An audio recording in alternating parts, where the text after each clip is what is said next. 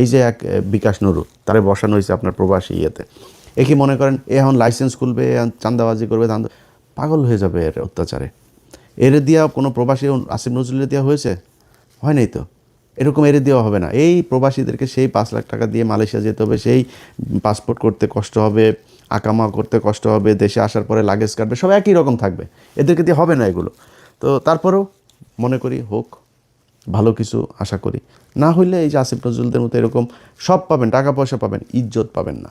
জামাত ইসলামের এক নেতার সাথে কথা বলছিলাম, জামাত ইসলাম আমি বললাম যে ভাই মনে করেন আপনাদের উপরে আবার ফের সেই আগের মতো জঙ্গি নাটক টাটক সাজায় নানানভাবে আপনাদের উপরে প্রেশার ক্রিয়েট করা শুরু করলে কী করবেন?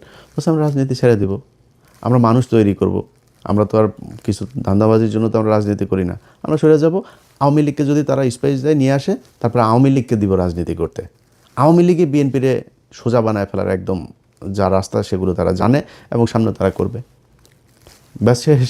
আমি শুনে তাজ্জব হয়ে গেছে, যেমন বলে কি, হ্যাঁ যদি এটা জামাত ইসলাম যদি এটা করে, বিএনপি যদি ধরেন এদেরকে নিয়ে আসে, জামাত ইসলাম যদি ওইটা করে, তাহলে বিএনপি বলে দল থাকবে না বাংলাদেশে, জামাত ইসলাম থেকেই যাবে। জামাত ইসলাম রাজনীতি করুক আর অরাজনৈতিক সংগঠন থাকুক, তাদের যে আদর্শ সেটা তারা বাস্তবায়ন করে নিয়ে যাবে। কিন্তু আপনি পারবেন না। আপনি ক্ষমতায় থাকলে আছেন, ক্ষমতায় না থাকলে নাই। আমরা এটা নিজের চোখে দেখেছি। এটা ককটেল ফোটার পরে কীভাবে সব দৌড় দেয়। কেউ ছিল না এদের পাশে। নিজের পার্টি অফিস, সেই পার্টি অফিসে পর্যন্ত যাইতে পারেন নাই। পার্টি অফিসের ঘরের হালকা করে এই কেচি গেটটা লাগে, আবার খোলেন, আবার এই চোর পুলিশ খেলা আমরা দেখেছি। এটাই তো বিশাল এই রাজনৈতিক দলের অবস্থা না? সো ক্ষমতা থাকবে না, আপনারাও থাকবেন না। আওয়ামী লীগ যদি নাকি আওয়ামী লীগকে আপনি করে দিবেন, আর ভারত মনে করেন আপনার চেয়ে আওয়ামী লীগকে দূরে রাখবে ক্ষমতার চেয়ে, ভারত সর্বোচ্চ জিনিস দিয়া তারপরে আপনার এই আজকে মিডিয়া দেখছেন না, যে একটা আপনার লোক না, এরা আপনাকে খাম্বা তারেক বলেছে, এরা আপনাদের খালেদা জিয়ার বিরুদ্ধে কথা বলেছে, এরা বলেছে। আপনি যান, গেল 1 বছর আগেও আপনি সময় টিভি, 71 টিভি টক শো দেখেন, তাদের নিউজ দেখেন, কত জঘন্য ভাষায় কথা বলেছে। তারাই এখন বসে আছে, আপনি তাদেরকে টাকা পয়সা টয়সা নিয়ে কিছু করেন নাই। এটা আপনারা করেছেন। এখন এদেরকে বসায় রেখে যদি মনে করেন সামনে পরিস্থিতি একটু টালমাটাল অবস্থায় আসে, তারা আপনার পক্ষে থাকবে, তারা সব আওয়ামী লীগের পক্ষে কাজ করবে, ইন্ডিয়ার পক্ষে কাজ করবে, এরা সব ইন্ডিয়ার লোক। ইন্ডিয়াদেরকে বসিয়ে রেখে যাবে। ইন্ডিয়া কখনোই আওয়ামী লীগকে রেখে বিএনপিকে ক্ষমতায় আনবে না। এটা এর আগে জিয়াউর রহমানের সময় প্রমাণিত হয়েছে, খালেদা জিয়ার সময় প্রমাণিত হয়েছে, তারেক রহমানের সময় প্রমাণিত হবে।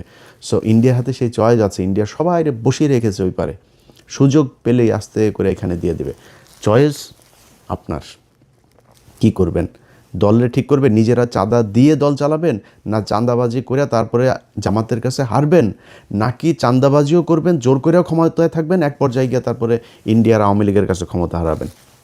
এই চয়েসগুলো আপনাদের সামনে দেওয়া থাকলো। কেউ কষ্ট পায় থাকলে দুঃখিত। রবিউল ভাই, আপনারাও খুব পছন্দ করতাম, ওই যে বললাম নিজের ভাইয়ের মতো মনে হতো। আপনাদের এখানে মন্ত্রিসভায় অনেক মানুষ আছে, এই যে অ্যানি ভাইও খুব অনেকবার ওনার সাথে আলাপ হয়েছে, ওনার খুব দুঃসময়ের সময় কি করব বিভিন্ন পরিকল্পনা নিয়ে কথা হয়েছে, এবং অনেক অনেক খুব পছন্দের মানুষজন আছে এই মন্ত্রিসভাতেও। তো সেই মানুষগুলো হঠাৎ করে কথাবার্তা যেন কেমনে কেমনে বলে, তো এটা খুব খারাপ লাগবে।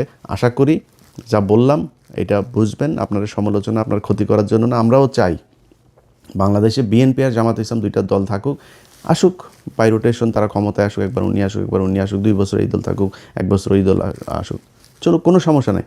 কিন্তু সবার কম্পিটিশনটা হবে ক্ষমতায় আসার জন্য না, কম্পিটিশন হবে আমি কার চেয়ে কত ভালো রাষ্ট্র চালাইতে পারি, মানুষকে কত ভালো সার্ভিস দিতে পারি, এটার উপরে।